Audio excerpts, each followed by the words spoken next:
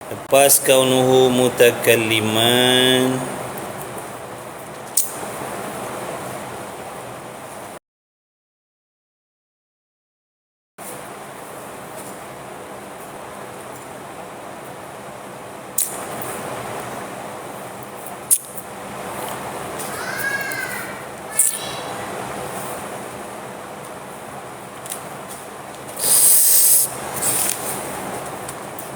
tambih.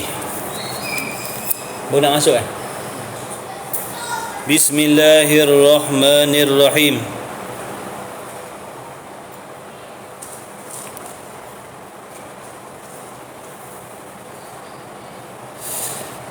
قال المؤلف رحمه الله تعالى ونفعنا وإياكم بعلومه وبعلوم مشايخنا في الدارين آمين يا رب العالمين.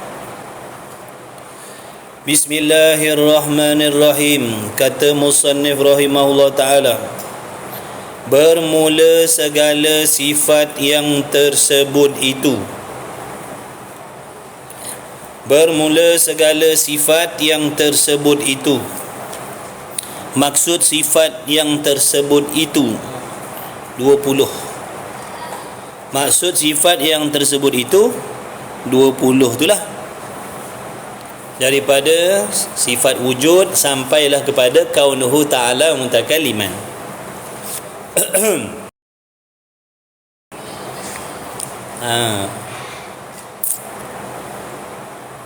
Baik. Jawi Ustaz apa tadi? 30. Jawi 30, bangah 30 ngah. Baik, bermula segala sifat yang tersebut itu. Maksud sifat yang tersebut itu 20 sifat. Betul dah? Di atas kaul yang masyhur 20 sifat.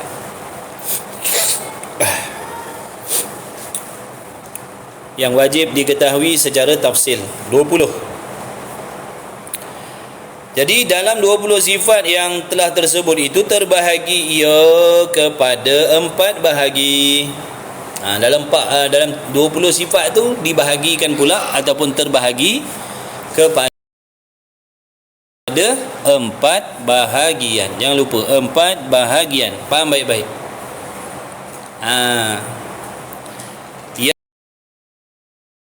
Yang pertama, yakni daripada 4. Yang pertama daripada 4.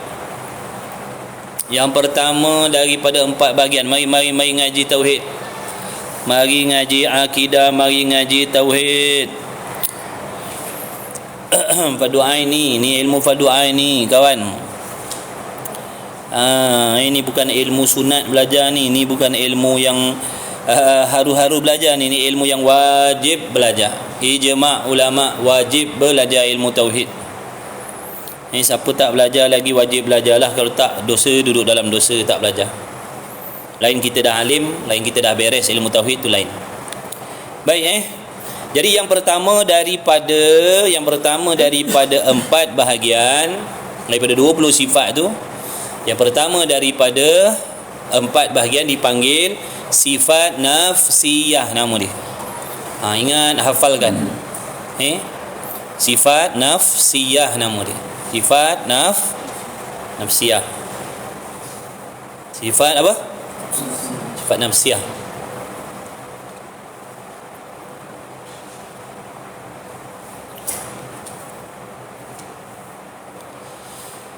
Baik, iaitu sifat nafsiyah ni. Contohnya, dia nak bagi iaitu sifat nafsiyah tu mana? Kan tadi dia kata 20, betul? Jadi dalam 20 tu, daripada sifat wujud sampai kaunuhu ta'ala mutakalliman, yang mana satu sifat nafsiyah, iaitu sifat nafsiyah wujud. Sifat wujud tu. Okey. Baik. Sifat wujud tu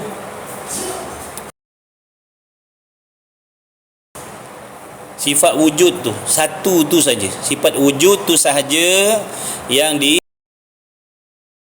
termasuk dalam sifat nafsiyah. Baik. Kita jangan baca laju-laju, jangan baca laju-laju, kita baca perlahan, terangkan betul-betul. Insya-Allah, mudah-mudahan Allah bagi faham.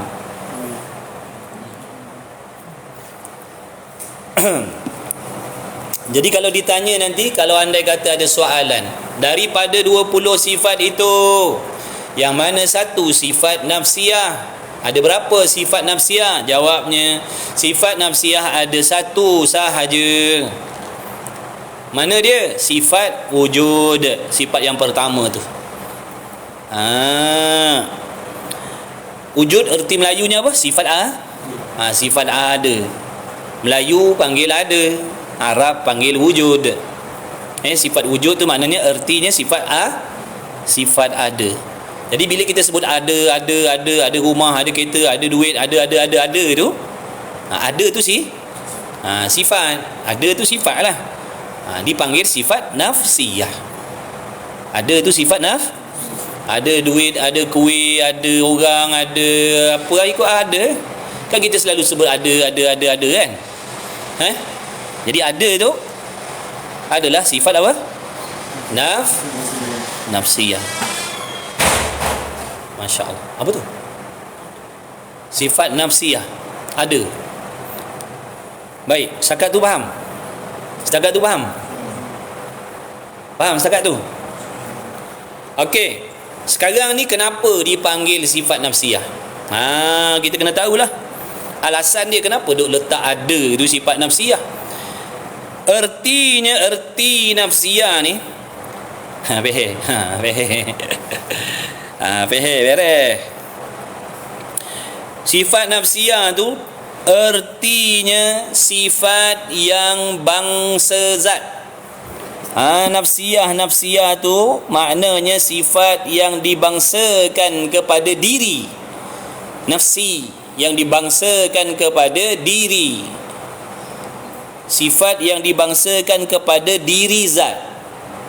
Sifat yang dibangsakan kepada zat, yakni sifat yang dibangsakan kepada diri zat. Baca dulu. Sifat yang dibangsakan kepada zat.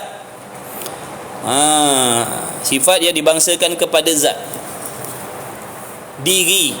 Sifat yang dibangsakan kepada diri zat, ataupun sifat yang dibangsakan kepada diri sesuatu. Okey, tak faham lagi tu. Tak faham lagi tu, macam blur lagi tu. Blur lagi tu. Sifat yang dibangsakan kepada zat, blur lagi kita blur. Sifat yang dibangsakan kepada zat, apa maksud? Sifat yang dibangsakan kepada zat, blur lagi. Baik, mudahnya gini. Sifat yang dibangsakan kepada zat ni maksudnya, untuk kita nak mudah faham, nak dekatkan faham. Kalau tak tadi kita blur sifat yang dibangsakan kepada zat, blur apa benda. Sifat yang dibangsakan kepada zat ni bermaksud sifat yang nak menerangkan diri sesuatu. Sifat yang nak menceritakan tentang diri sesuatu. Sifat yang nak menggambarkan diri sesuatu. Sifat yang nak menyatakan diri sesuatu. Sifat yang nak memperkenalkan diri sesuatu. Tulislah, kau jangan belagak tak tulis, nanti lupa. Angguk nanti kerang, minggu depan tanya kau dapat jawab. Pen guna, kau pen ada? Dah buat apa pen? Dah tulis belum? Sifat yang dibangsakan kepada diri sesuatu. Sifat yang nak menerangkan diri sesuatu. Sifat yang nak menceritakan tentang diri sesuatu. Itu yang dimaksudkan dengan sifat yang dibangsakan kepada zat tadi. Muka surat 75. Abang Thomas. 75. Sifat yang nak menerangkan diri sesuatu. Sifat yang nak menyatakan tentang diri sesuatu. Sifat yang nak menceritakan tentang diri sesuatu. Bila kita sebut ada, kita akan faham benda tu macam mana.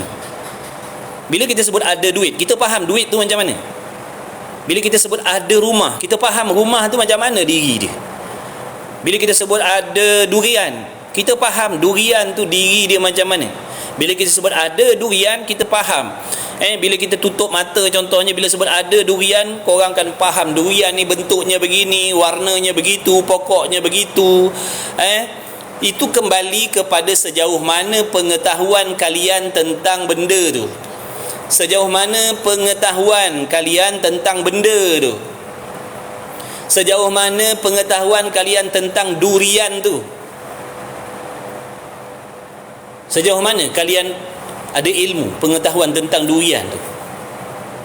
Salam, kau kenal durian tak? Kenal? Apa benda? Buah. Rasa dia macam mana?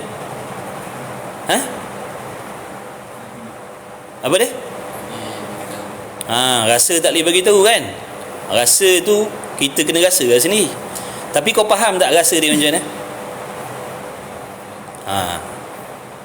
Bentuk dia tahu?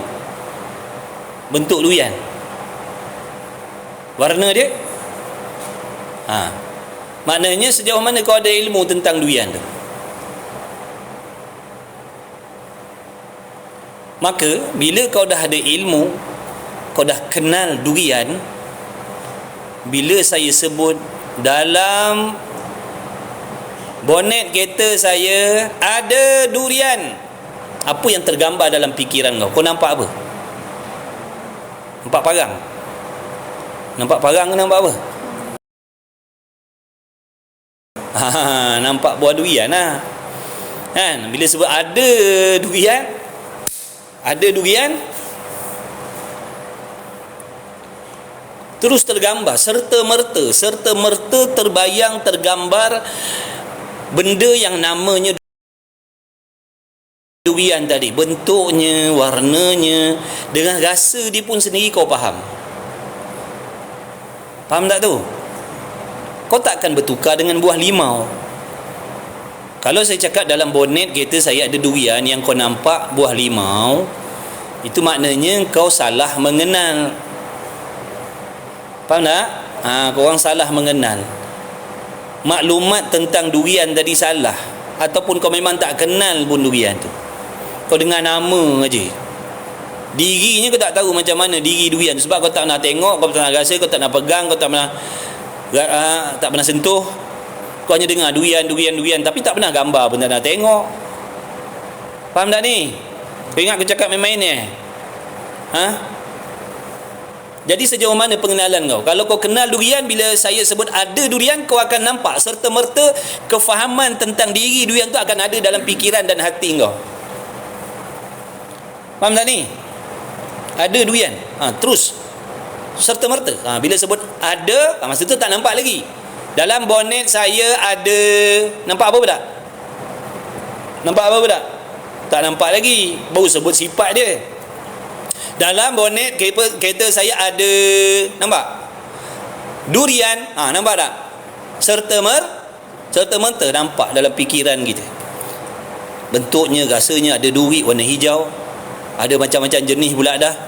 Musang King, Blackthorn, durian kampung, durian kacuk, durian ikutlah, macam-macam jenis. Boleh faham tak? Boleh faham? Sebab itulah ada tadi tu dipanggil sifat nafsiyah. Kerana bila kita menyebut ada sesuatu tadi, contoh ada durian, terus nampak diri durian, terus faham diri durian itu bagaimana. Boleh tak? Lepas ni kalau orang tanya kenapa, apa maksud sifat nafsiyah, sifat yang dibangsakan kepada zat, kau boleh bagi tahu? Boleh bagi tahu tak? Apa tu? Sifat yang bangsa ada ketumbuk muka korang. Sifat yang bangsa zat apa tadi saya cakap? Sebab tu suruh tulis. Kau lain kau tulis, lain kau baca. Apa? Sifat yang menunjukkan, bukan sifat yang menunjukkan ada. Lain kau tulis, lain yang kau baca. Sifat yang menunjukkan, sifat yang menceritakan tentang diri sesuatu, kau tulis apa? Dah kau jawab apa? Kau tulis apa, kau jawab apa? Salam, apa kau tulis tadi? Maksud dia apa? Sifat yang menerangkan diri sesuatu. Ha? Sifat yang menerangkan diri sesuatu. Ha. Sifat yang menerangkan, sifat yang menceritakan tentang diri kau jangan nak main-main Tauhid ni kau salah faham nanti kan jadi lain. Kemudian sifat yang menunjukkan tentang diri sesuatu. Sebab tu bila kau kenal diri benda tu, kau ada ilmu tentang diri benda tu, bila sebut ada durian contohnya, dia tak akan bertukar dengan benda lain. Bila sebut ada durian, serta merta dalam hati dan fikiran kita, pengetahuan kita terus menuju kepada diri benda tadi tu. Dia tak akan bertukar kepada buah limau, dia tak akan bertukar kepada buah pisang, dia tak akan bertukar kepada benda lain. Bila sebut ada durian, dia akan pergi terus kepada diri durian tadi. Boleh faham tak? Macam tu.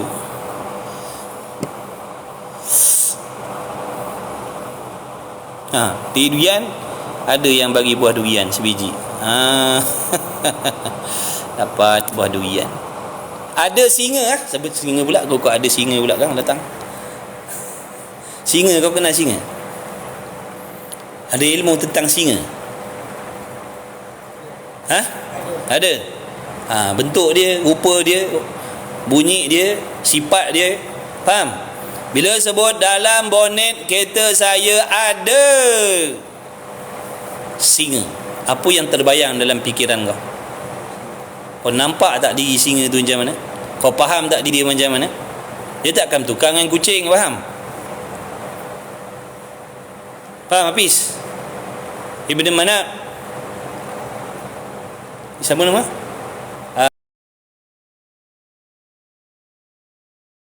Baba. Baba lah gunting rambut. Rambut aku panjang boleh potong. Kalau kau tak pandai gunting, jangan gunting. Boleh? Guarantee handsome. RM1 tak berani aku. Itulah sebabnya ada tu dipanggil nafsiyah. Sebab ada tu ditunjukkan diri benda tu. Tadi cerita ada buah durian, ada singa kan. Kita boleh nampak bentuknya, boleh nampak warnanya, boleh faham rasanya. Malah benda tu kita dah pernah pegang. Contohnya kalau buah durian tadi, dah pernah rasa. Masalahnya sekarang ni, bila kita sebut ada Allah, ada Allah, apa yang tergambar, apa yang ada dengan serta-merta dalam fikiran dan hati kita bila sebut ada Allah? Apa? Kalau kita tak ada ilmu, tak ada pengetahuan tentang Allah tu, tak ada ilmu, tak ada pengetahuan tentang Allah tu, apa yang ada dalam hati kita, apa yang ada dalam fikiran kita? Tadi kalau buah durian, saya sebut ada buah durian, kau bertukar dengan buah limau, tak ada salah, tak rosakkan akidah, tak akan menjadikan kau kafir, faham tak tu? Sebab tu kena mengenal makhluk. Saya kata ada buah durian, tiba-tiba yang kau gambar, yang kau faham, rasanya masam, ada kulit kena kopik macam tu, kulitnya warna oranye contohnya, itu kau bertukar dengan buah limau. Tak apa, tak merosakkan akidah. Walaupun pahaman kau, pegangan kau tadi salah terhadap buah durian tadi. Dengar baik-baik.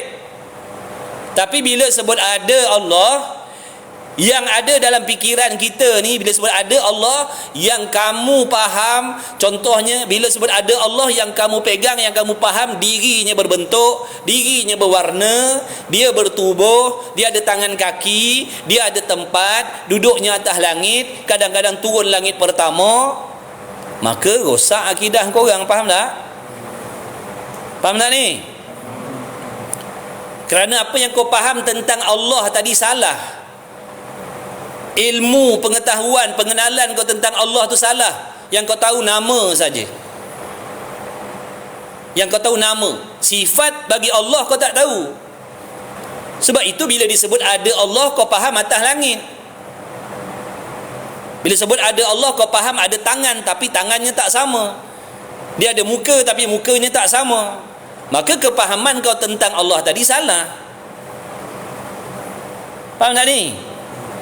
Sebab itu wajib kita ni mengenal sifat-sifat bagi Allah. Allah tu sifat dia bagaimana?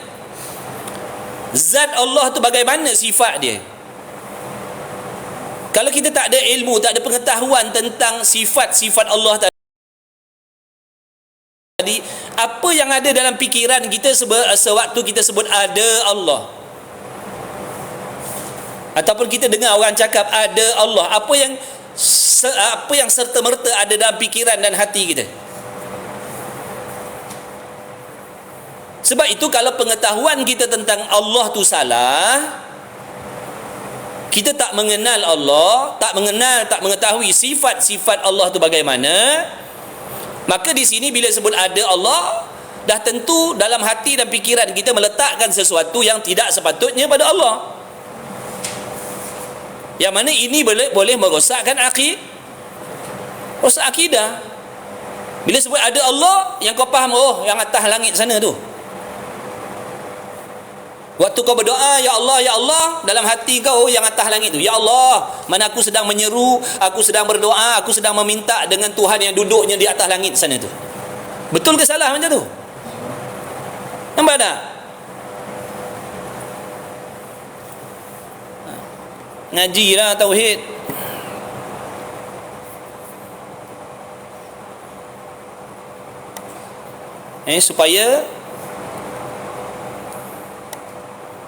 Supaya kefahaman kita tentang Allah tu jadi betul seperti yang ulama ajar,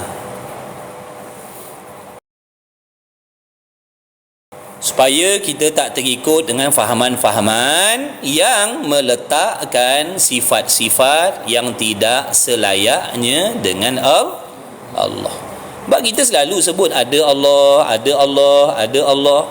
Apa yang ada dalam hati kita waktu kita sebut ada Allah tu?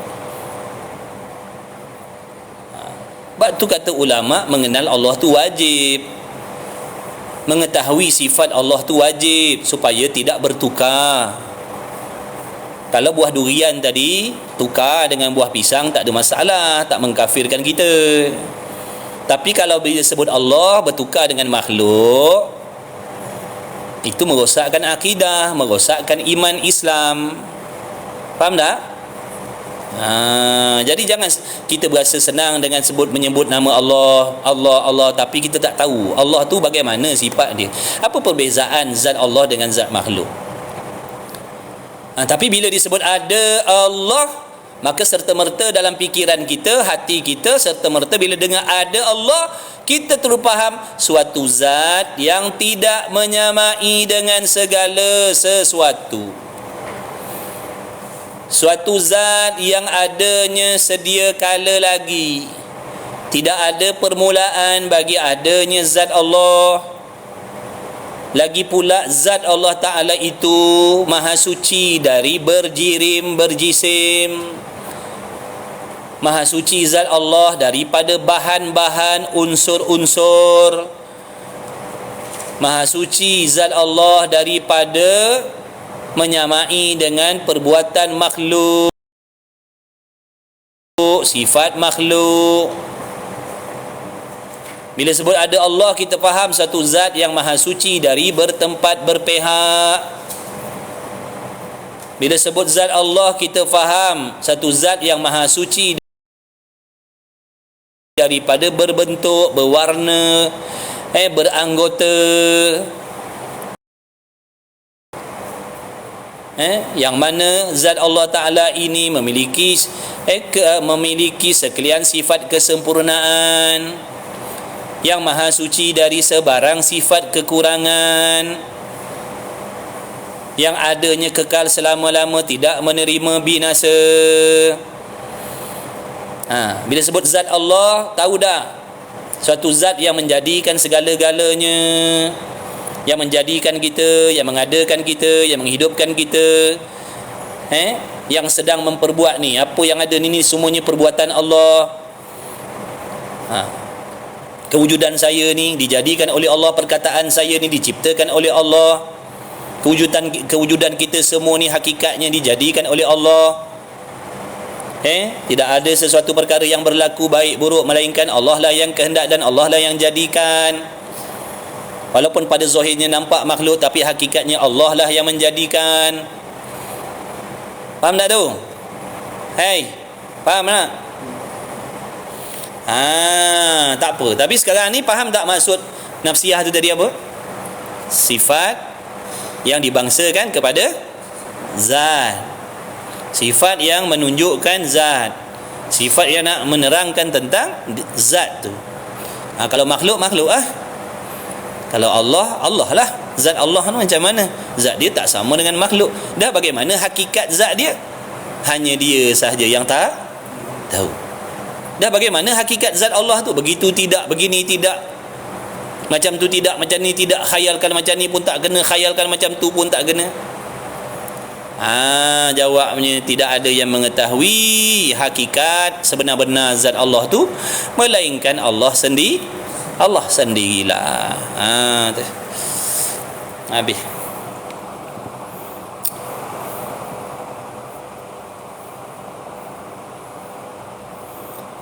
Tu dipanggil sifat apa tadi? Sifat salbiyah.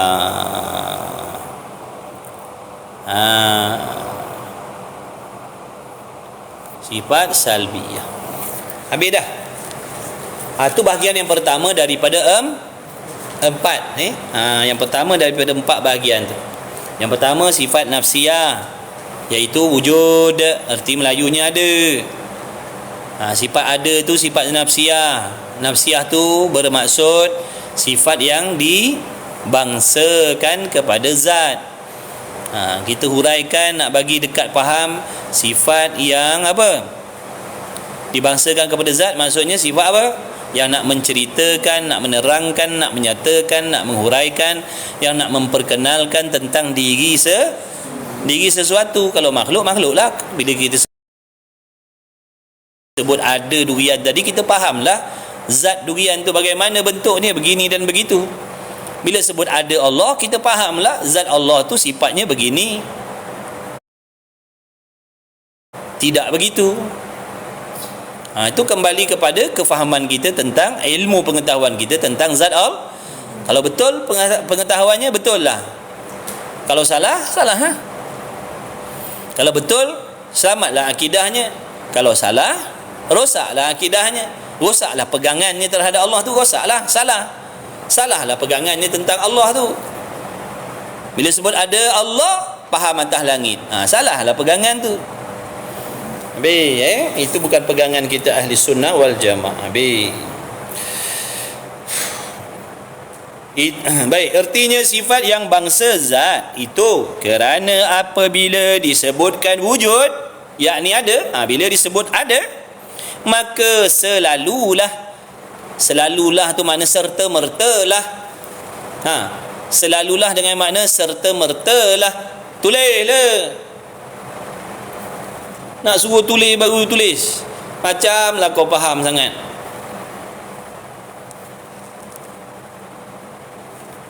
Lupa. Tulis lah. Kalau tak, apa kejadah kau beli pen tu. Maka selalulah, yakni serta mertalah, menuju, yakni menunjukkan. Maka selalulah menuju, yakni serta mertalah menunjukkan ataupun serta merta menerangkan kepada zat. Zat tu makna diri sesuatu. Misalnya wujudullah ta'ala. Wujudullah ta'ala, ada Allah Ta'ala makna yang maha tinggi pangkat darjatnya, bukan tinggi tempat tinggal, faham? Allah Subhanahu wa ta'ala, Allah yang maha suci, Subhanahu wa ta'ala. Allah Ta'ala tu zat yang maha suci dari sebarang kekurangan, lagi pula maha tinggi pangkat darjat keagungannya, bukan maha tinggi tempat tinggalnya.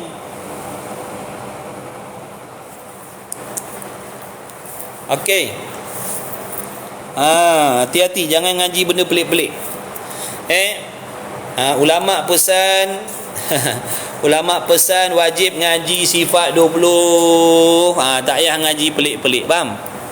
Jangan nak ngaji benda pelik-pelik. Yang ulama suruh ngaji, ngajilah. Yang fardu ain ngaji. Betulkan fardu ain, fahamkan fardu ain dulu. Ni yang wajibnya. Tak belajar ni berdosa. Ilmu tauhid ni ada pecahan dia yang halus-halus lagi. Faham? Macam ilmu tasawuf juga, dia ada yang halus-halus lagi. Tapi itu bukan tuntutan fardu ain, itu fardu kifayah. Kita orang awam ni tak payah nak kalut-kalut nak belajar yang fardu kifayah. Tumpukan fardu ain, betulkan fardu ain, fahamkan fardu ain betul-betul dulu. Tauhid ke, fiqh ke, tasawuf ke, ngaji yang fardu ain dulu. Fahamkan betul-betul. Tak payah nak kalut-kalut belajar yang fardu kifayah, yang halus-halus, yang pelik-pelik tu. Nanti kau jadi gila. Faham? Nanti jadi gila nanti kalau benda yang tak diwajibkan belajar kau bersungguh-sungguh belajar, yang Allah wajibkan, yang ijma' ulama kata wajib belajar, kau tak nak belajar. Nanti jadi bengong, nanti jadi sombong, nanti jadi bengong, nanti jadi sombong. Memang ada, bukan tak ada. Ilmu tauhid yang halus-halus ada, tasawuf yang halus-halus ada, tapi bukan fardu ain, tu fardu kifayah. Tapi kalau kita lompat kelas, nak naik kelas tinggi, yang kelas asas tak nak masuk, nanti kau jadi sombong. Faham tak tu?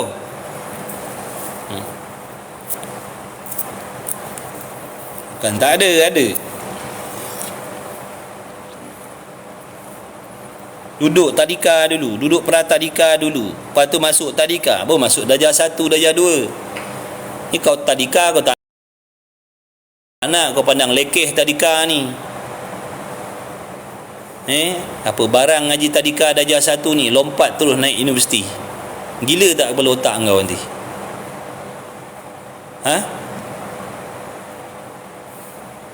Yang fardu ain ni ngaji dulu. Yang fardu kifayah tu kau tak pandai, tak berdosa. Malaikat tak tanya kenapa tak mengaji yang fardu kifayah tu. Ni yang fardu ain ni besok kita kena tanya kenapa tak mengaji. Tak payah duk kalut-kalut nak belajar benda pelik-pelik, nak nunjuk ke hebat ke orang lain. Konon-konon kita lebih tahu ilmu yang halus-halus nak bandingkan orang lain. Orang lain ni semua tahu yang kulit-kulit saja. Kita ni pandai yang halus-halus. Tak payah. Ilmu tu mengaji bukan nak suruh bagi tahu orang yang kita tahu ilmu pelik-pelik. Patutnya makin ngaji tasawuf halus, makin ngaji tauhid halus, makin tawaduk, makin hilang sombong, makin takut kepada Allah. Nida makin belajar yang halus-halus, makin nak menunjuk-nunjuk kepandai kepada orang lain, memperlekehkan orang-orang awam, memperlekehkan orang nak ngaji syariat. Dah ingat syariat ni tak penting. Kalau syariat ni tak penting, buat apa Nabi bawa syariat tu? Kalau tak penting, terus saja kepada hakikat makrifat aja. Syariat ni buang, boleh? Sebab tu kalau ngaji benda betul, tapi kalau lompat kelas rosak kita, faham tu? Rosak, kita jadi rosak.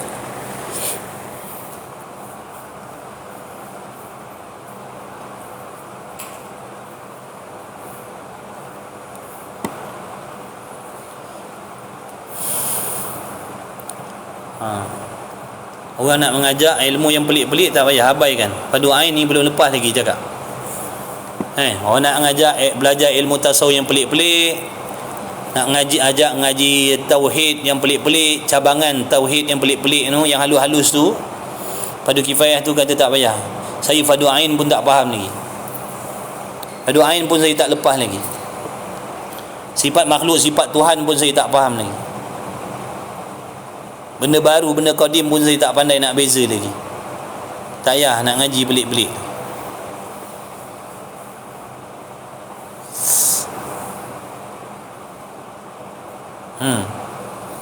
Botol tu orang. Tapi ada orang tak sabar, dia nak melompet tu ke atas rumah, dia tak nak naik tangga.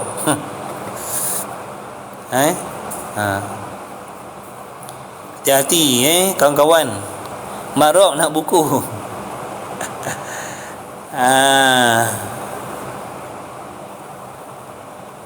Nak buku ada dalam TikTok shop kita ada tu.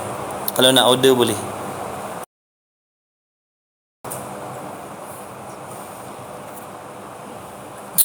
Jangan.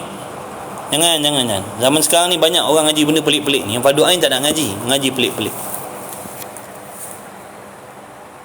Tiba nak ngaji hakikat makrifat. Yang fardu ain tak mengaji. Tu yang jadi rosak. Kita tak nafikan memang ada ilmu yang membicarakan tentang sifat Allah, zat Allah yang halus-halus ada, tapi tu fardu kifayah. Tak berdosa kalau tak tahu. Tak berdosa kalau kita ni orang awam tak pandai tentang situ. Tapi yang fardu ain ni kalau tak belajar dosa. Bukan saya cakap, ada ulama yang cakap tu, tok guru, pengarang kitab tu, Abul Hasan Al-Asy'ari, Abu Mansur Maturidiyah, kata wajib belajar.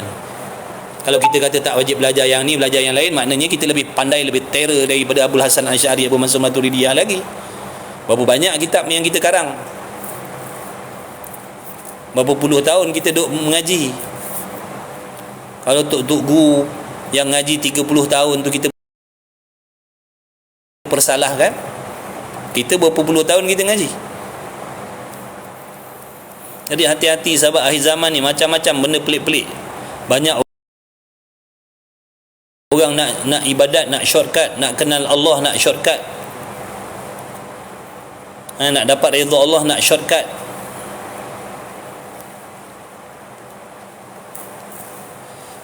Hati-hatilah.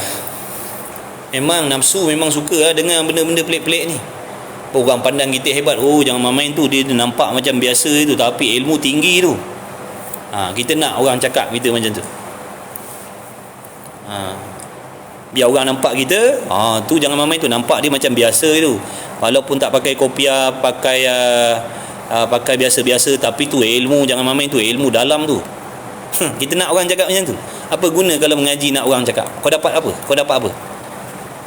Walaupun betul ilmu tu, kalau kau ngaji ilmu yang benar, tapi kau nak orang cakap orang pandang kau pandai, kau konon-kononnya kau ahli makrifat, kau nak orang kenal kau orang ahli makrifat, apa faedah kau mengaji? Betul ke tujuan dan niat kau mengaji supaya orang nak tahu kau ni kau orang ahli makrifat? Nak macam tu, kau nak nama. Kau mengenal Tuhan bukan sebab nak ibadat, kau nak kenal Tuhan sebab nak orang kenal yang kau ni orang yang kenal Tuhan. Kau nak macam tu?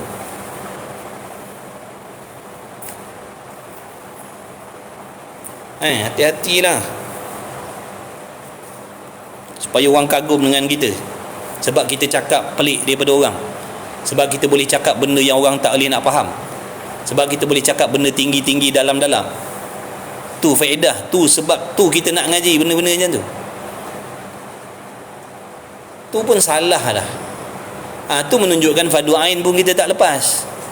Nampak tak? Fardu ain nak jaga tu benda-benda tu. Maksiat hati. Kenapa? Nak belajar bersungguh-sungguh, nak ngaji tu nak apa? Kau nak apa sebenarnya? Tu fardu ain tu, pengetahuan tu.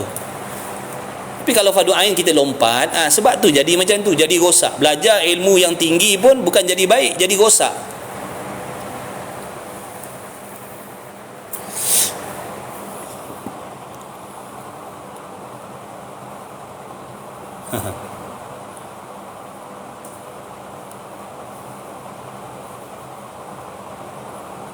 Dosa dia lagi besar daripada kita duduk dalam zaman jahil lagi. Zaman kita duduk dalam zaman jahil, tak mengaji, tak semayang, macam dosa maksiat kita buat, banyak dah dosa kita. Tapi dengan sebab kita belajar ilmu-ilmu yang tertentu, tak kisahlah walaupun ilmu fardu ain ataupun yang fardu kifayah, yang seni-seni, yang halus-halus tu, niat kita nak orang pandang kita, niat kita belajar tadi nak orang pandang yang kita ni dah pandai agama, kita pandai ilmu yang dalam-dalam, kita ni pandai ilmu makrifat, kita ni tahu benda hakikat, nak orang pandang kita macam tu. Sesat dah tujuan kita belajar tu. Duduk pondok, nak orang pandang kita orang ngaji pondok, dosanya lagi besar daripada dosa waktu kita duduk dalam maksiat dulu. Hati-hatilah. Dan nak habis dah. Dan nak habis dah ni. Okey, jadi itu nasihat saya lah kepada kawan-kawan yang sama waktu dengan saya. Tak payah kalut-kalut nak ngaji benda pelik-pelik tu. Dia orang nak ngaji pelik-pelik, biarkan. Kita fardu ain dihadapkan betul-betul. Ini yang nak guna pakai tiap hari. Apa guna belajar ilmu dalam lepas tu kita pandang amal kita yang betul, orang lain ni awam, orang awam ni amalannya salah, duk syirik dengan Tuhan. Yang betul-betul semayangnya kita, orang lain semayang tak betul, habislah kita. Banyak yang tertipu macam tu. Saya jumpa 2-3-4 orang dah jenis macam tu. Bila belajar ilmu pelik-pelik ni, dia kata ni semua semayang, ni semua sembah berhala ni. Yang tak sembah berhalanya dia. Sebab dia dah belajar ilmu hakikat. Yang lain-lain ni, yang semayang tarawih ramai-ramai, semayang 5 waktu ni, ini semua sembah berhala. Nampak tu, bukan main sombong perkataan. Itu ke faedah kita nak mengaji. Orang yang takut kepada Allah, dia takkan macam tu lidah dia. Orang yang takut kepada Allah, orang yang betul kenal Allah, dia akan takut dengan Allah. Dia akan takut, dia akan gerun, dia akan risau kemurkaan Allah tu. Tu tujuan kita mengenal Allah, supaya rasa takut gerun kepada Allah. Bukan makin berani nak mencela, nak mencerca, nak merendahkan orang. Faham tak? Tahu tak bab ni? Tak tahu. Maknanya semayang ni bukan sembah Allah ni. Ini sembah berhala ni. Ni semua sembah berhala. Nampak tak tu? Yang betulnya dia dengan geng-geng dia je. Yang betul nyembah Tuhannya dia. Yang lain ni semua sembah berhala. Na'udzubillah. Hati-hati lah kawan-kawan ni. Hati-hati. Tak nak jadi macam tu. Patut makin kenal Allah, makin hormat dengan ibadat orang lain. Sepatut makin kenal, makin hormat orang lain. Siapa yang paling alim dalam alam dunia ni? Dalam alam 7 petala langit bumi ni, siapa yang paling alim sekali? Rasulullah sallallahu alaihi wasallam. Dialah penghulu segala orang yang makrifat kepada Allah. Adakah Rasul memperlekehkan orang-orang awam yang buat ibadat? Adakah Rasul sallallahu alaihi wasallam memperlekehkan orang-orang yang baru buat ibadat? Tak ada. Bandingkan dengan diri kita yang konon-kononnya dah tahu ilmu hakikat, ilmu makrifat, tapi dalam hati kita memandang diri kita lah yang terlebih betul buat ibadat, yang lain masih sesat lagi, yang lain masih lagi belum diterima oleh Allah sebab tak tahu hakikat. Yang kita ni tahu hakikat, semayang kita baru betul. Yang lain ni semua menyembah makhluk, menyembah dinding. Jangan main-main. Jangan main-main. Kemudian kita tak pandai. Nak tanya saya benda pelik-pelik, kau tanya orang lain. Nak tanya benda pelik-pelik, saya tak pandai, saya tak kerti. Saya tak pandai, saya tak mengaji benda pelik-pelik. Yang ni pun saya merangkak je ni. Ni, kitab ni saya pun merangkak baca. Saya pun baru nak belajar baca-baca yang ni. Jadi kalau nak tanya benda pelik-pelik, tu cari orang lain lah. Kita tanya tutup guru Marifat sana tu. Saya tak kerti. Kita tanya orang-orang ahli Marifat tu. Kita tak kerti, kita tak ada makrifat. Sebab tu kita banyak dosa, banyak dosa, banyak salah, banyak maksiat. Okey, jadi sifat 20 tu terbahagi kepada 4 bahagian. Yang pertama sifat nafsiyah. Sifat nafsiyah ni satu je, iaitu sifat wujud. Artinya sifat ada. Ada tu sifat nafsiyah. Sifat nafsiyah tu apa? Sifat yang nak menunjukkan zat. Sifat yang dibangsakan kepada zat. Sifat yang nak menceritakan tentang zat. Bila sebut ada, contoh ada durian, serta merta kita faham tentang diri durian tadi macam mana. Itu kembali kepada kita. Kita ada ilmu tak tentang durian tu? Ada. Durian tu zatnya, dirinya begini bentuknya, rasanya asalnya begitu, pokoknya begitu, harganya begini, tempatnya di situ.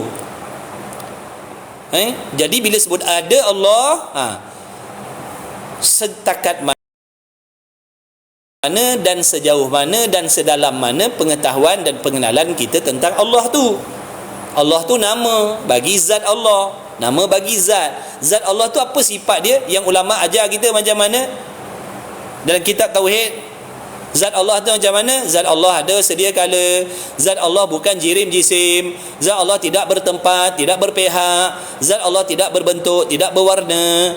Zat Allah tidak ada kena-mengena dengan masa dan waktu dan sebagainya.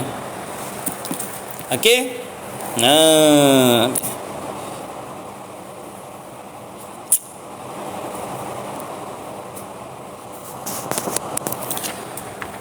Misalnya wujudullah, maka selalulah, tadi tu selalulah, apa maksud selalulah tadi? Serta merta. Selalulah menuju pengertian kepada zat Allah Ta'ala. Bila sebut ada Allah, selalulah makna serta merta kefahaman kita tu tentang zat Allah. Bila sebut ada Allah, terus faham dah satu zat yang tak ada, yang tak sama dan sesuatu, zat yang tak bertempat, zat yang yang hakikatnya menjadikan segala-galanya ni. Yang sedang saya bercakap ni, saya boleh bercakap ni, dialah yang menjadikan. Ini semua af'alullah, ini semua perbuatan Allah. Mana Allah menzahirkan ni bangunan saya bercakap, saya bergerak, saya diam, kawan-kawan ni semua ada. Ini semua nak menceritakan, nak menzahirkan tentang kewujudan Allah yang hakikat, yang sebenar-benarnya, yang sebenar-benar adanya. Adapun adanya kita ni majazi saja, pinjaman saja. Kerana yang hakikat sebenar-benar adanya Allah. Kita ni ada yang baharu, Allah ada yang qadim.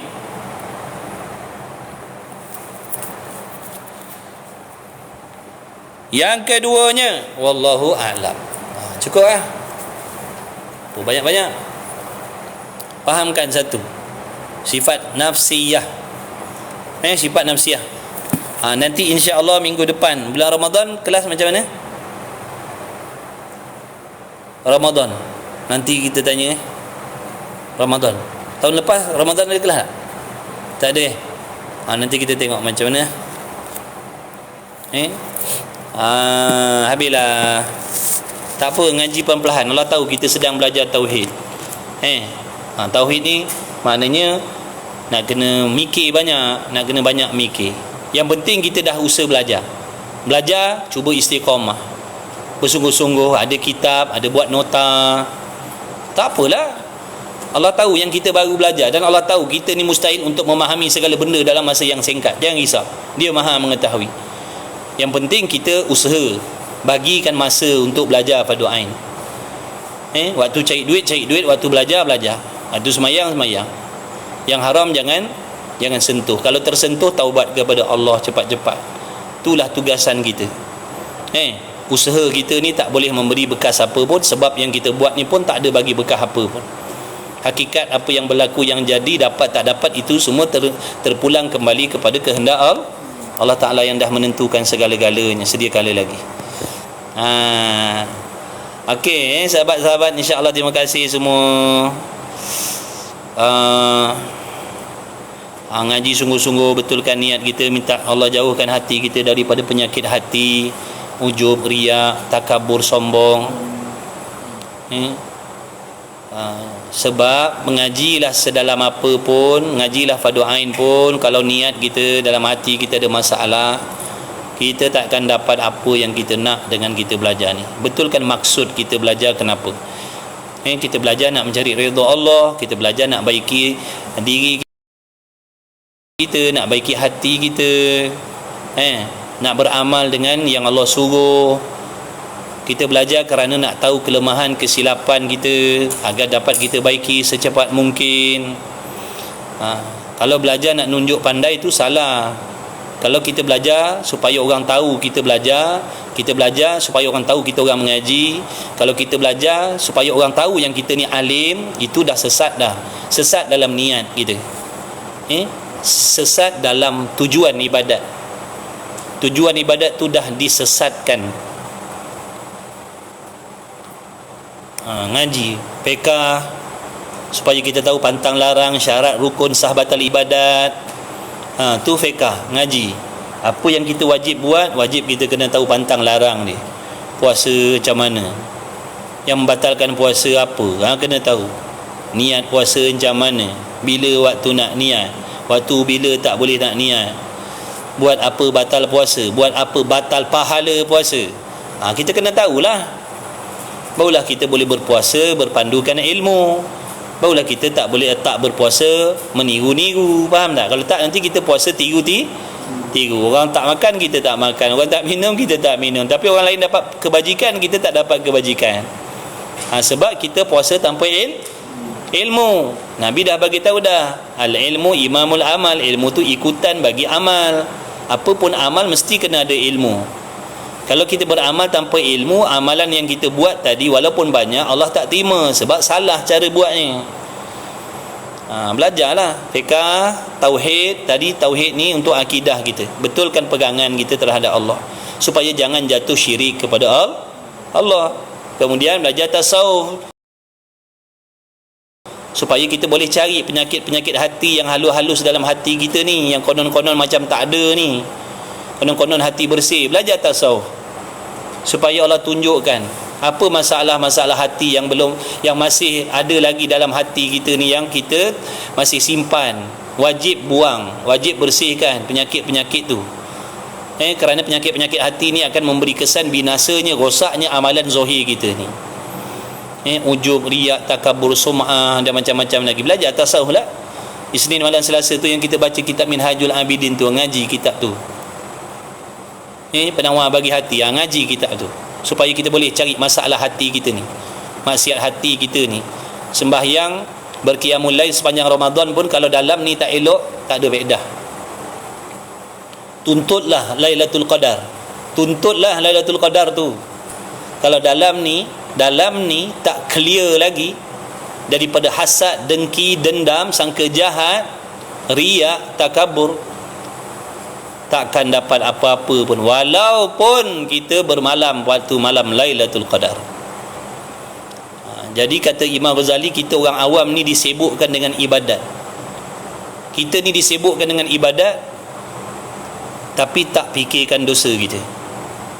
Itu Imam Ghazali kata, kita ni orang ramai-ramai ni, masuklah saya ni, masuklah saya ni yang terutamanya, sibuk nak buat amal macam-macam. Qiyamul lail, iktikaf dalam masjid, puasa sunat, puasa Rajab, macam-macam lagi lah. Sibuk sedekah sini, sedekah sana, mengaji sini, mengaji sana. Betul, bukan salah, betul. Tapi kita tak ambil peduli tentang dosa yang kita buat. Maksiat hati yang kita buat contohnya, kita tak peduli. Kita terlupa yang dalam hati kita masih ada hasad, tak suka tengok orang dapat nikmat kesenangan, dendam, dan nanti-nanti nak tengok saudara mara kita, kawan-kawan kita diberi bala oleh Allah. Kalau orang lain dapat senang, kita sakit hati, suka sangka yang bukan-bukan, benda tak tahu, benda tak pasti, tapi suka bersangka yang negatif. Ini penyakit hati kita. Kadang-kadang kita pandang diri kita kagum dengan kebaikan kita. Konon-konon kitalah yang paling baik sekali, kitalah yang taatnya. Orang lain jahat, orang lain maksiat. Ujub, kagum, tak sangka yang kita ni boleh beramal soleh, tak sangka yang kita ni boleh tinggalkan dosa maksiat. Ini semua penyakit-penyakit hati yang ada dalam diri kita yang kita tak pedulikan. Malah lidah kita pun suka menceritakan jahat orang, dosa orang, maksiat orang. Apa guna duk tunggu malam Lailatul Qadar? Apa guna tunggu malam Lailatul Qadar tapi dalam hati kita sendiri ada sifat-sifat yang membinasakan amalan kita? Penat cari, kita yang robohkan sendiri. Kita yang cari, kita yang robohkan. Kita yang cari, kita yang binasakan, bukan orang lain. Itu Imam Ghazali pesan kita jangan terlalu khayal dengan ibadat sehingga tak peduli tentang maksiat yang kita buat. Jangan kita ingat konon-konon dah dapat Lailatul Qadar, dah tarawih, tadarus, konon-konon Allah akan padam kita punya dosa. Dah, dosa kita ni lagi banyak daripada amalan yang kita buat. Nabi bagi tahu contohnya penyakit dengki ni, tak suka tengok orang lain dapat nikmat, ternanti-nanti, tertunggu-tunggu, berharap-harap supaya nikmat kesenangan yang ada pada orang lain ditarik oleh Allah, dihilangkan, membinasakan segala pahala amal kebajikan. Apa faedah puasa kita? Apa faedah tarawih kita? Apa faedah tadarus kita? Apa faedah iktikaf kita menanti, menunggu Lailatul Qadar, kalau dalam hati kita sendiri ada benda yang menghapuskan segala amal kebajikan? Faham ke tidak ni? Sebab itulah disuruh belajar, fahamkan, selok belok ibadat ni, pantang larang dalam ibadat. Ibadat ni ada pantang. Kita kalau nak sihat, nak sembuh, walaupun ubat yang kita makan tadi ubat yang mahal, tapi kalau kita tak berpantang, kita tak akan sihat. Walaupun makan ubat, tapi kita tak berpantang, kita tak akan sihat. Begitulah juga, walaupun banyak kita buat ibadat, tapi kita tak berpantang daripada maksiat-maksiat hati khususnya, amalan kita Allah tak akan terima. Allah tak akan terima. Faham tak? Allah tak akan terima. Semayanglah sampai lebam dahi kita, sampai lekuk dahi kita. Sedekahlah sampai habis harta kita. Berjaga malamlah sampai tenggelam biji mata kita, tak cukup tidur, beribadat. Tapi dalam hati kita selagi ada hasad, dengki, riya, ujub, takkan dapat apa. Sebab tu semua pantang. Kita beribadat tapi tak berpantang. Ubat macam-macam kita makan tapi kita tak pantang. Ibadat macam-macam kita buat tapi kita tak pantang. Lidah kita tak berpantang daripada perkataan yang haram. Telinga kita tak berpantang daripada mendengar benda yang haram. Akhirnya apa? Akibat dia, hujung jatuhnya, kesudahan ni macam mana kalau ibadat kita macam tu? Takkan ada kebajikan yang kita bawa balik besok. Percayalah, takkan ada kebajikan. Cuma orang aja akan sangka pada kita, konon-konon kita ni, oh dia tu baik, dia tu bagus, rajin semayang, rajin puasa, rajin ngaji. Nampak warak, pakaian tutup aurat dah tu. Kata orang. Rupa-rupa pada sisi Allah, Allah tak terima begitu. Sebab beribadat syok sendiri. Jadi kena ada perasaan takut, risau, bimbang dalam hati. Kena buang tu. Benda-benda haram dalam hati kena usaha buang. Kalau tak, percayalah, memang kecelakaan yang tunggu selepas mati kita besok. Wallahu a'lam. Tu nasihat untuk diri saya sendiri.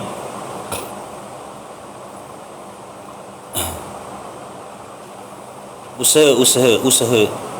Belajar, usaha, doa, jangan putus asa. Allah boleh tolong kita. Malam ni Allah boleh tolong kita. Tapi Allah seronok, mudah kita faham guna bahasa tu. Allah seronok tengok hamba-Nya yang bersungguh-sungguh. Padahal Allah boleh je nak jadikan kita orang soleh sekelip mata, solehah, betul?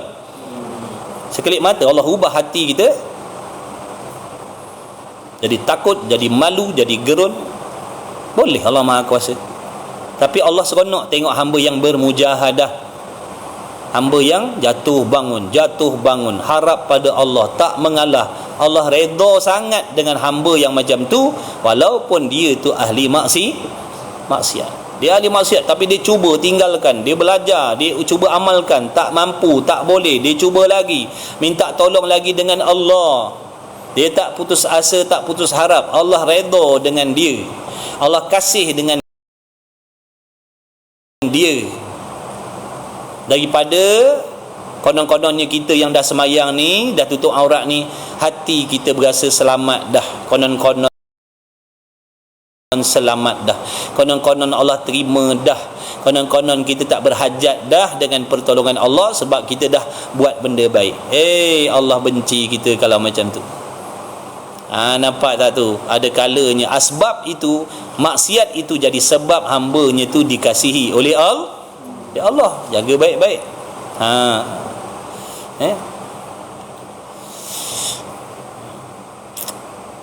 Si A, contohlah, si A ni dia bukan orang baik, dia bukan dekat dengan agama pun, tapi dia nampak benda baik, dia nak jadi baik, dalam hatinya sentiasa harap Allah tolong dia, dan dia cuba, dia pergi belajar, dia cuba dengar, dia cuba lawan diri dia yang nak buat maksiat tu, dia lawan, dia pun tak suka dengan diri dia yang buat maksiat, dia tak suka dengan diri dia, dia tak redha dengan diri dia yang duduk buat benda yang dilarang oleh Allah, hatinya tak suka. Ini maksud tak redha dengan diri sendiri, faham? Kita ni redha dengan diri kita, setuju dengan diri kita padahal kita tak baik pun, tapi kita setuju.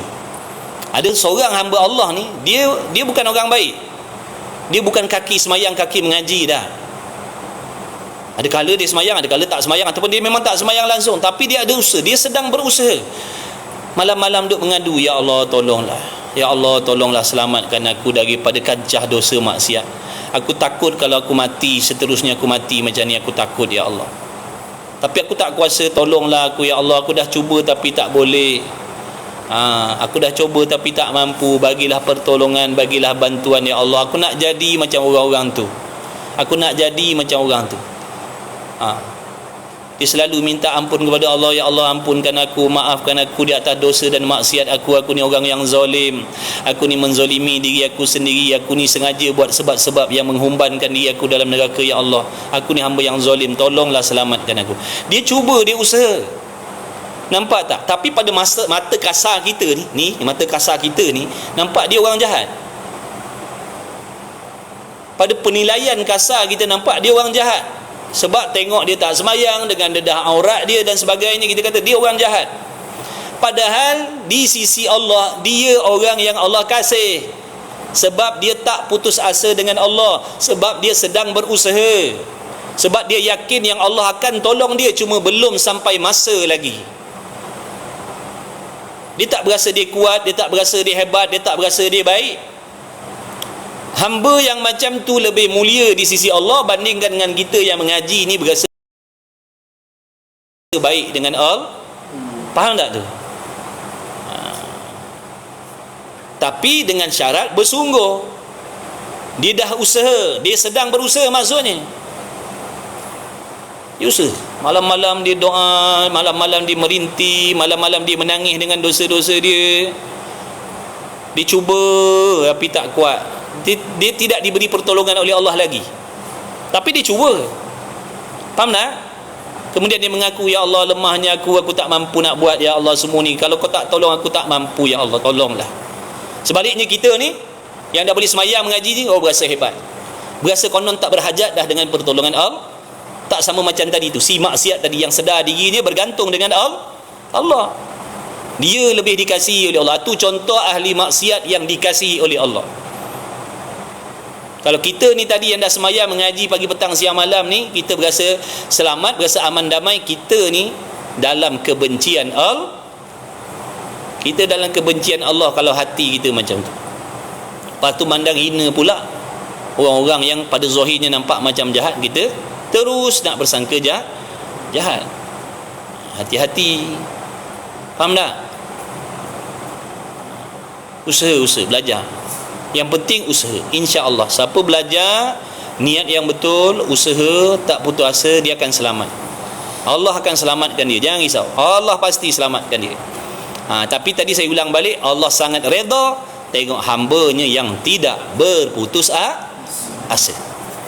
Allah sangat redha dengan hamba yang macam tu, tak putus asa. Seronok Allah tengok dia, seronok Allah tengok dia, Allah seronok tengok dia. Dia ni jenis hamba jatuh bangun, daki sampai separuh bukit, tergolek jatuh sampai ke bawah, dia bangun balik, dia daki lagi walaupun tak sampai puncak. Faham tak tu? Sekalipun dia tak sampai puncak, tapi dia tak pernah mengalah, dia tak pernah berhenti. Berbanding dengan ada seorang lagi duk daki bukit tadi sampai dipermudahkan sampai atas, sampai ke puncak, tapi sombong. Berbanding dengan seorang lagi yang tak sampai ke puncak tapi hatinya sangat berharap dengan Allah. Dia jatuh, dia tergolek, dah sampai separuh jalan tergolek, jatuh ke bawah balik, tergelincir, naik balik dengan penuh harapan, dengan usaha sungguh-sungguh, sampai satu peringkat tergolek lagi, dia tak mengalah, bangun lagi. Ini lebih diredai oleh Allah daripada yang dah sampai ke puncak tapi faham tak tu perumpamaan kita buat? Ada pun orang-orang yang dah dapat pertolongan daripada Allah, jangan sombong, jangan sombong. Walaupun dah boleh semayang, dah boleh mengaji, dah tak sentuh benda-benda haram, jangan sombong. Itu semata-mata rahmat Allah. Allah boleh palingkan hati kita, Allah boleh ubah kita jadi ahli maksiat yang berlipat kali ganda jahat daripada orang lain lagi. Faham tak tu? Wallahu a'lam. Cukuplah sekadar itu, sahabat-sahabat yang dikasihi, yang dimuliakan oleh Allah Subhanahu wa taala. Mudah-mudahan Allah bagi kita taufik, istiqamah, selamatkan kita daripada niat-niat yang tak baik. Kita ni lemah, hati kita ni boleh berbolak-balik. Sekejap aja hati kita ni niat boleh jadi salah. Ngaji sungguh-sungguh. Siapa pun kita, jangan sekali-kali berjahat sangka dengan Allah. Jangan jahat sangka dengan Allah. Jangan. Wajib sangka baik dengan Allah. Wajib sangka baik dengan Allah. Jangan jahat sangka dengan Allah. Wajib sangka baik. Allah pasti akan tolong aku. Allah pasti akan tolong aku. Allah pasti akan tolong aku. Cuma belum sampai waktu. Tapi syarat kita kena usaha. Jangan sangka macam tu tapi tak usaha. Faham tu? Kita tak ada usaha mengaji, kita tak ada usaha nak belajar, kita tak ada usaha nak baiki, kita tak ada usaha nak taubat, tapi semata-mata harap Allah akan tolong. Jangan itu nanti jadi Mu'tazilah Jabariyah pula. Mu'tazilah Jabariyah ni ditunggu takdir Tuhan ubah diri dia. Faham?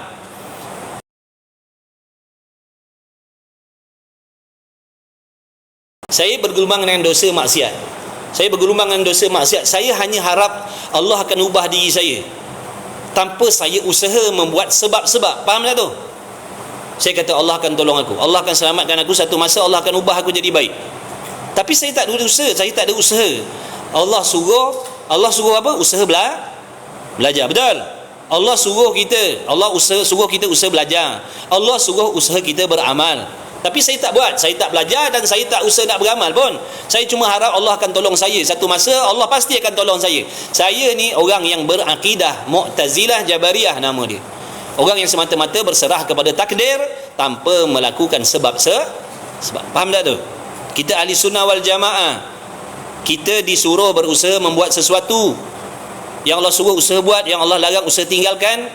Dan tetapi hati kita bergantung kepada Allah lah yang memberi pertolongan, Allah lah yang memberi kejayaan. Kalau kita mampu berubah pun Allah lah yang mengubah kita, bukan usaha kita. Faham tak ni?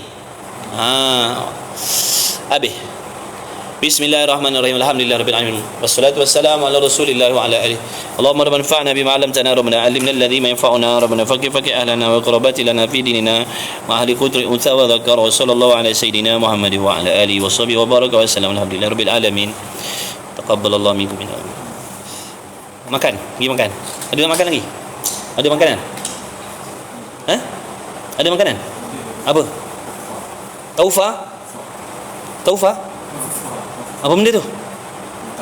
Yang tahu tu, yang manis-manis tu. Ada lagi? Kau tak ada pelawar aku pun. Cuba pelawar. Ustaz nak taufa tak? Senang, sejuk sikit hati aku. Kau belajar seorang aja. Ngaji tasawuf macam ni. Baru tahu. Dah gigi nak makan, pergi makan. Cepat kan kawan tutup ni. Baik korang sekarang Cak, terima kasih.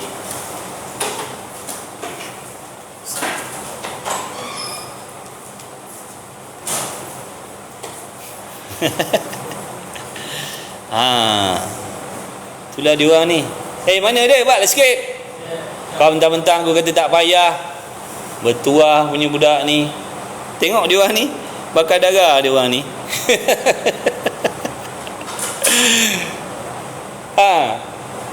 Bawa lah sini, aku nak rasa bab sesudu ke. Amin ya Allah. Baik, sama-sama baik. Apa bantu baik. Sembang-sembang kosong sembang-sembang kosong je. Sembang-sembang kosong je. Sembang-sembang kosong je baik.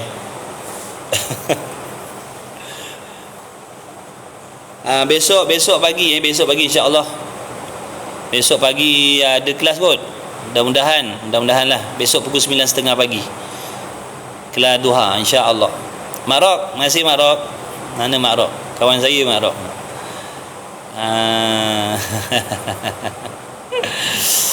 Makasih Ustaz Yahya. Assalamualaikum Ustaz Yahya. Moga Ustaz sihat afiat Ustaz Yahya. Baik Abang Zaid besok berniaga mudah-mudahan diberi keberkatan, kemajuan dalam perniagaan Abang Zaid insya-Allah Saya belum ada masa nak singgah kedai Abang Zaid lagi. Bukan Yong Taufu, Ustaz namanya Taufufa.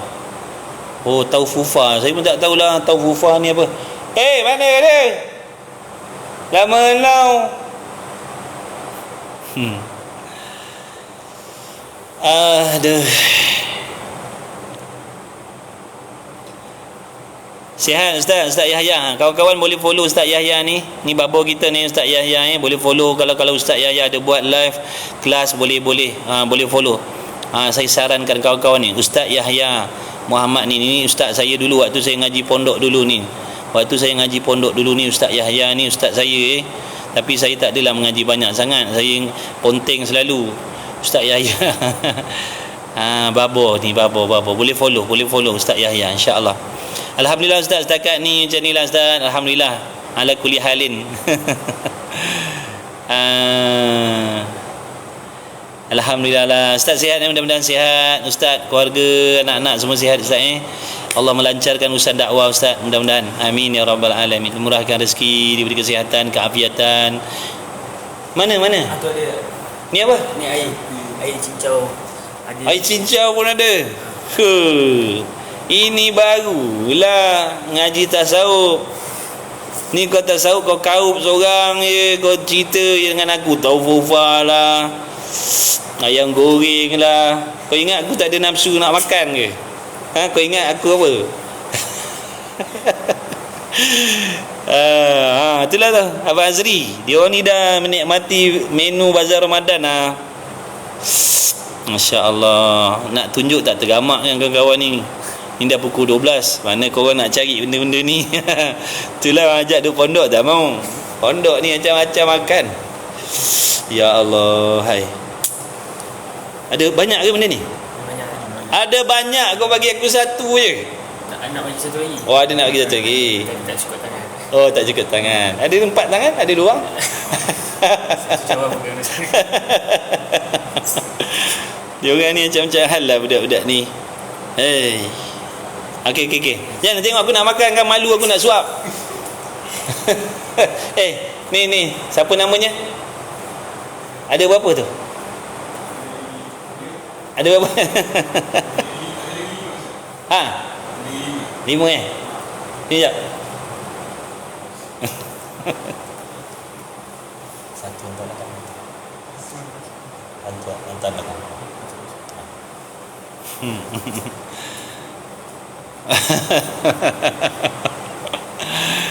Jemput sahabat minta maaf tau. Ni sembang sambil-sambil je ni siapa yang nak berehat tidur gila? Siapa yang nak berehat tidur gila dah lewat ni. Siang besok kalian nak koja. Saya tak koja. Saya kojanya makan je ni. Ni apa ni nama Taufufa Ya Allah, hai. Bismillahirrahmanirrahim. Ini menu bulan Ramadan. Tahun lepas ni makan, masya-Allah. Apa aktiviti ekstra bulan Ramadan di pondok ya? Ada macam-macam. Abang nak lepak sini boleh Sini ada rumah tamu. Kalau abang nak lepak sini 2-3 hari boleh. Tapi abang kena booking booking awal. Kita ada rumah tamu, boleh. Ribat Tahfiz Darul Mustafa. Kawan-kawan boleh mana tadi Ribat Tahfiz tadi? Tu sahabat saya juga tu boleh follow juga tu boleh support pondok Tahfiz tu. Ribat mana tadi dah hilang. Tu sahabat saya juga tu, boleh support lah. Bismillah. Jemput makan Bismillah. Masya Allah.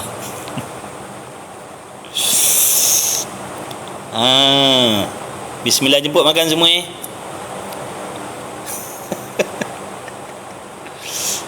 sabar.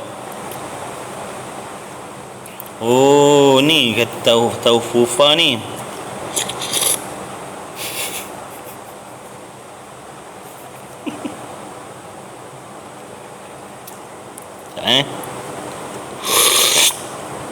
Masya Allah.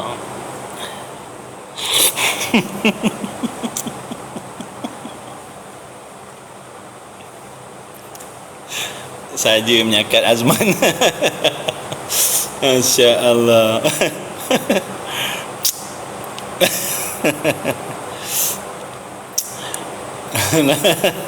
Bagus-bagus Azman. Kan dah ngaji tasawuf. Kenapa tak boleh komen? Tu boleh komen.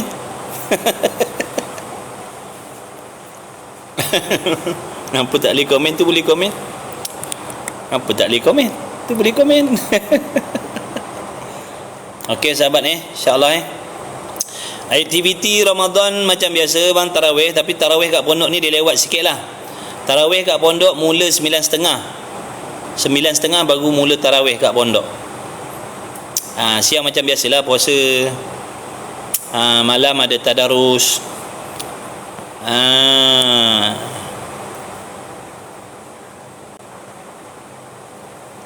Tak tahulah tu kenapa apa masalah teknikal tu tak tahu.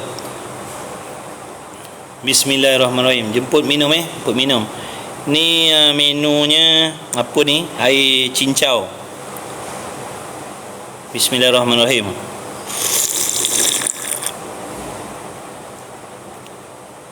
Alamat pondok. Okey. Boleh tulis ke alamat pondok kat sini?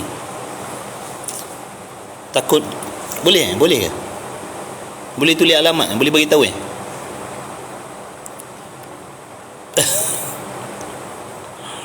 alamat. Tu Azman dah ni. Sahabat kita Azman ni.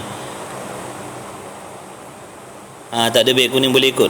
Tu Pondok Barakatul Qadiri Masjid Tanah Melaka.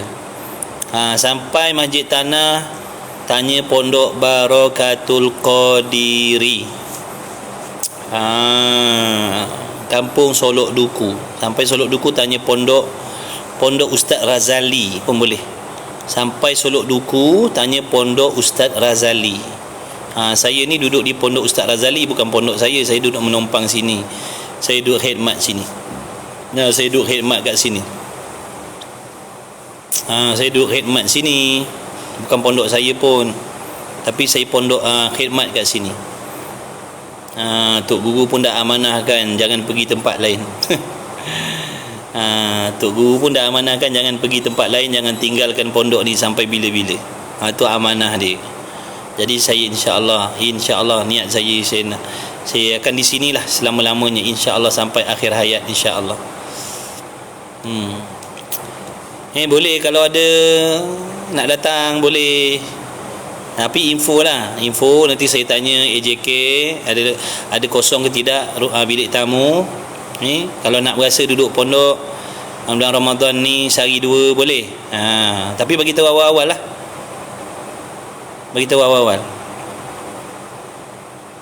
Ataupun kalian ni kawan-kawan ni semua ni nak buat program ke, nak buat program datang sini ke 2 hari.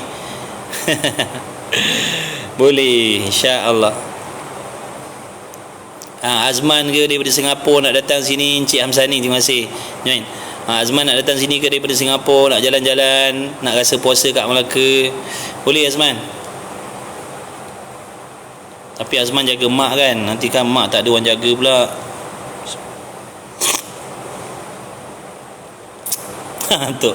Tok Umi Aish.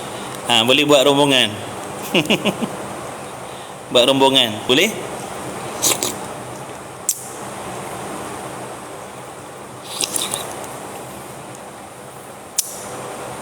Tak apalah, nantilah insya-Allah boleh. Mudah-mudahan Allah memberi kelapangan.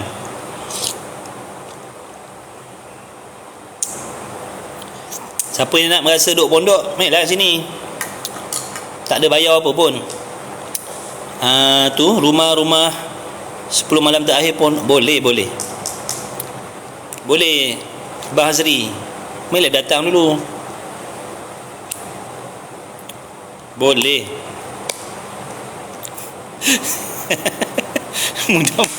Mudah-mudahan habis.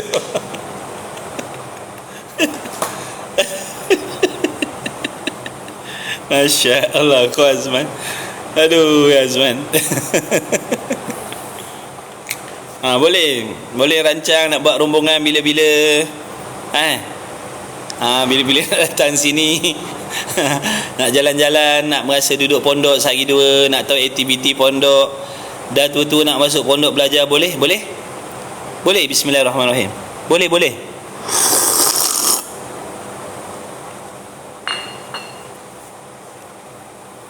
Memang pondok ni tak ada had umur. Kita dah ada siap tanah wakaf kat belakang. Dah siap tanah wakaf untuk penghuni pondok mati kat sini. Saya dah tempah dah tempat saya sana. Saya kata saya kalau mati situlah tempat saya. Boleh, memang ada warga mas sini, ada warga mas lelaki, warga mas perempuan. Ni kalian tolong doakan Tolong doakan, mudah-mudahan Allah hantar orang yang ada keluasan harta duk bantu kita punya ni. Sedang buat kompleks kompleks warga mas perempuan tolong kawan-kawan, tolong sampaikan kalau ada kawan-kawan kenalan yang Allah bagi keluasan harta dermawan, boleh tolonglah pondok kita. Government tak ada tolong pun, tak ada bantu pun. Saya haraplah ni kawan-kawan ni dalam 70 orang ni boleh jadi ada kalian kenal orang-orang yang baik-baik hati, yang suka tolong-tolong pondok, tolong tahfiz. Jadi boleh bantu pondok kita. Kalau kalian tak percaya, datang sini tengok dulu depan mata. Tengok projek kompleks warga mas. Sekarang ni tempat warga mas kita tu dah penuh, tapi ada lagi warga mas perempuan yang nak masuk. Tapi bilik dah tak ada, bilik dah penuh. Jadi sekarang ni projek pondok sekarang ni sedang buat kompleks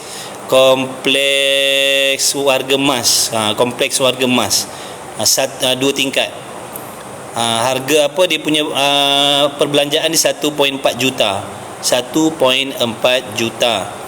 Kalaulah kawan-kawan ni ada kenal kawan-kawan yang lain yang dermawan, ada kenal dengan sultan ke, king ke, queen ke, yang pemurah nak buat jariah, bolehlah support pondok kita.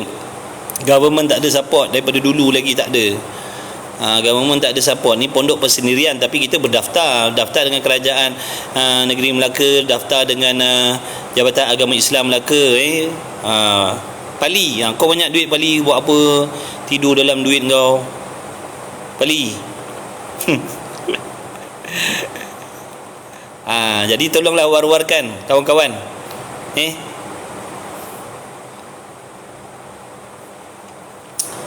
Boleh bantu pondok kita. Kalian boleh datang tengok sendiri. Boleh datang. Tak apa, bilik tamu ada, rumah tamu ada. Tak payah bayar. Bilik tamu ada, tak payah bayar. Nak datang semalam 2-3 malam boleh. Musafir 3 malam boleh, 3 hari boleh. Mana di Pali ni baik-baik dia tiba-tiba baik Bali. Kau jangan baik-baik Bali, kau duit banyak-banyak buat apa? Mati bukan boleh tanam sekali dengan duit kau tak habis nak makan. Itu kau cakap duit tak habis nak makan, duit tak tahu nak buat apa. Hantarlah sini, tolong pondok kita. Apa tu? Dalam 200 setengah bulanan. Tu Pali tu kawan saya, dia memang terkejal sikit ni Pali ni. Dia habis kelas dia baru masuk, budak tu. Dia memang perangai dia memang macam tu.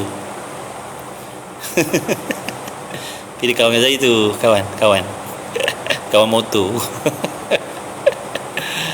Dia kalau cakap tak menyirap, mesti menyirap je. Okey, lawak juga tu, tapi minta tolonglah kawan-kawan, tolong support pondok kita. Pondok ni tadi MC lah. Aduh ya. Daripada dulu MC je kau.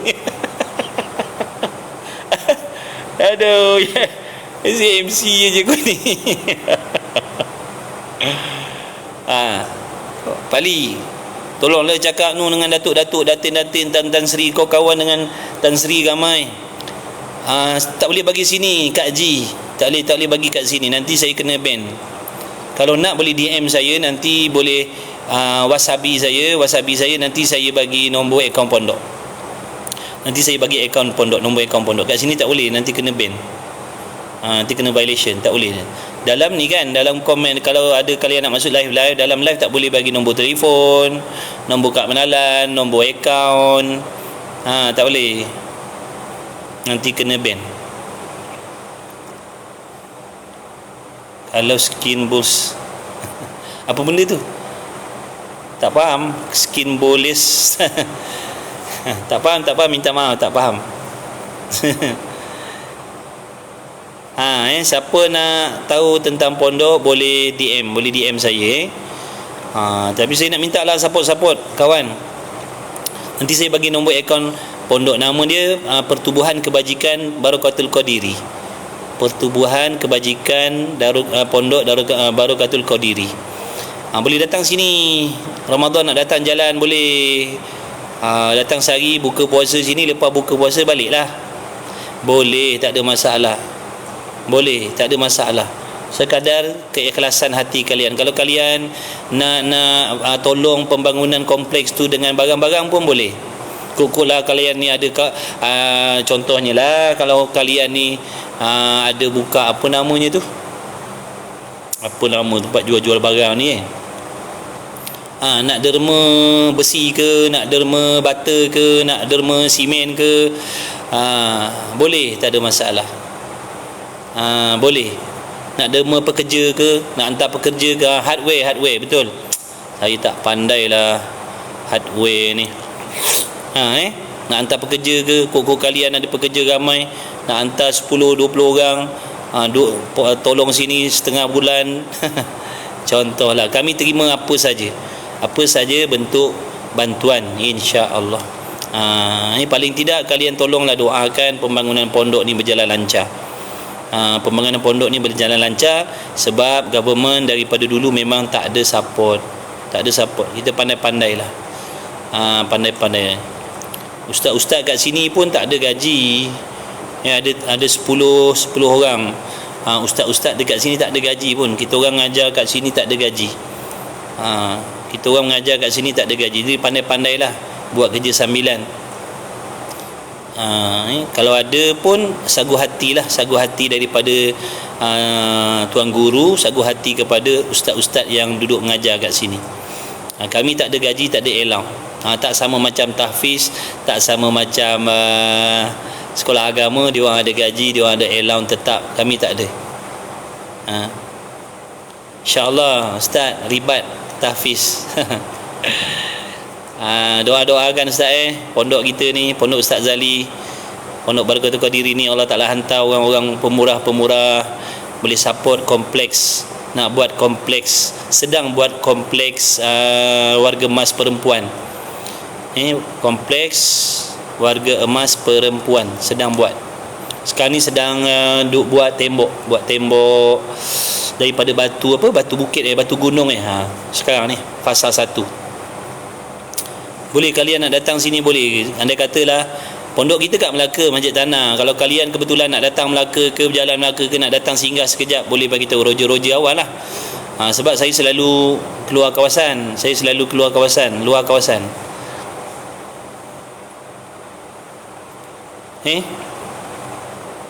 Okey. InsyaAllah. Barakallahu fikum. InsyaAllah ribat tahfiz. Kirim ke mana duitnya ustaz? Boleh DM saya, nanti saya bagi nombor akaun pondok. Boleh DM saya, boleh inbox saya. Boleh inbox saya, nanti saya bagikan nombor akaun pondok. Pertubuhan Kebajikan Barokatul Qadiri. Itu bukan akaun saya, itu akaun pondok, akaun Pertubuhan Pondok. Boleh pakat-pakat, tolong sampai-sampai kawan-kawan tolong sampaikan mudah-mudahan kalian termasuk dalam golongan orang yang tolong agama. Mudah-mudahan kalian termasuk dalam golongan orang yang memperjuangkan agama fi sabilillah, bantu agama Rasulullah sallallahu alaihi wasallam. Tak apa ustaz, itu biasa ustaz. Nabi kita sallallahu alaihi wasallam pun banyak yang fitnah ustaz. Ni sahabat saya ni, ribat tahfiz ni ni sahabat saya. Saya selalu tengok dia buat live dengan anak dia. Kemudian alhamdulillah lah, maknanya kawan-kawan kita adalah bagi gift-gift untuk pembangunan pondok. Tak apa ustaz, fitnah tu biasa ustaz. Fitnah Nabi kita lebih dahsyat fitnah ustaz. Memang dah jalannya memang jalan tu. Nak memperjuangkan agama, nak bawa agama ni memang kita akan, benda wajib yang kita akan jumpa fitnah ustaz. Pondok gini pun dah banyak kali dah ustaz. Pondok kita ni, pondok Barakatul Qadiri ni berapa banyak dah, berapa kali dah fitnah yang besar-besar orang hantar. Tapi tak apalah, itu semua dah memang adat dia. Adat dia, insya-Allah ustaz. Allah mudahkan dengan berkat Nabi sallallahu alaihi wasallam. Insya-Allah. Insya-Allah. Allah sentiasa bersama kita insya-Allah dengan berkat Nabi Muhammad sallallahu alaihi wasallam, dengan berkat perjuangan ribat tahfiz. Mudah-mudahan Allah permudahkan urusan dakwah ustaz, beri kejayaan, kemudahan, melahirkan anak-anak yang soleh-solehah insya-Allah ustaz, berilmu, beramal. Amin ya rabbal alamin. Tak apa ustaz, tak apa. Biarkan. Itu kebajikan percuma Allah Taala nak bagi tu. Fitnah orang sebenarnya kebajikan percuma Allah nak bagi tanpa kita berpenat lelah beribadat. Tanpa kita berpenat lelah beribadat, dengan fitnah-fitnah itulah yang menambahkan pahala dan menghapuskan dosa kita selagi kita sabar dan bersangka baik dengan Allah. Insya-Allah. Fitnah manusia tak boleh memberi mudarat. Fitnah manusia tak boleh memberi mudarat. Jangan risau. Pujian manusia pun tak bagi manfaat. Fitnah manusia pun tak memberi mudarat. Pujian manusia tak memberi manfaat. Fitnah manusia tidak memberi mudarat. Jangan risau ustaz. Walau satu dunia pun fitnah ustaz, takkan ada mudarat. Sekecil apa pun takkan mudarat ustaz. Jangan risau. Andai kata berlaku juga, betul, saya dan anak cari dana pelajar. Betul-betul ustaz. Okey, kawan-kawan boleh support sahabat saya ni, ribat tahfiz. Kalian boleh tengok selalu malam-malam, kadang ustaz ni dia bersolawat, sambil-sambil tu minta sumbangan daripada kawan-kawan kita lah. Saya kenal beliau, kawan saya ni, ribat tahfiz ni, kawan saya. Kalian boleh follow dia, boleh follow kawan saya ni, ribat tahfiz. Dia biasa malam-malam dia ada buat live, bersolawat dengan anak dia, nak cari dana untuk pondok. Sebab pelajar dia, nampak tu, dia tak ambil yuran pelajar. Jadi setiap dana yang masuk diguna untuk jana pondok dia, tahfiz. Boleh support kawan-kawan pakat-pakat kita bantu insya-Allah. Insya-Allah. Sabar ustaz, sabar insya-Allah. Fa inna ma'al usri yusra, inna ma'al usri yusra. Insya-Allah. Insya-Allah. Insya-Allah. Moga Allah Ta'ala memberi perlindungan kepada madrasah ustaz. Okey sahabat, saya rasa cukup dah setakat itu. Nanti insya-Allah jumpa lagi besok pukul 9.30 kita ada kuliah duha insya-Allah. Jumpa lagi. Salah silap daripada saya, minta ampun maaf banyak-banyak, gurau-gurau tadi. Okey, tanpa gurauan tak seronok pula kan. Kita kawan-kawan insya-Allah. Okey, jumpa lagi Azman dan yang lain-lain. Siapa lagi? Ustaz tadi, kawan-kawan abang apa tadi, semualah. Semuanya tak terkecuali siapa pun saya ucap terima kasih banyak-banyak. Barakallahu fikum. Mudah-mudahan kalian diampunkan dosa oleh Allah. Masuklah anak isteri kalian, ibu bapa kalian semua. Mudah-mudahan kita semuanya diampuni oleh Allah, dirahmati, diredai oleh Allah, diberi taufik untuk berusaha menuntut ilmu, sabar dan beramal dengan ilmu yang diberi oleh Allah. Jumpa lagi sahabat-sahabat semua. Moga kalian dimurahkan rezeki selalu insya-Allah. Assalamualaikum warahmatullahi wabarakatuh. Jumpa lagi. Kemuning hitam, terima kasih insya-Allah.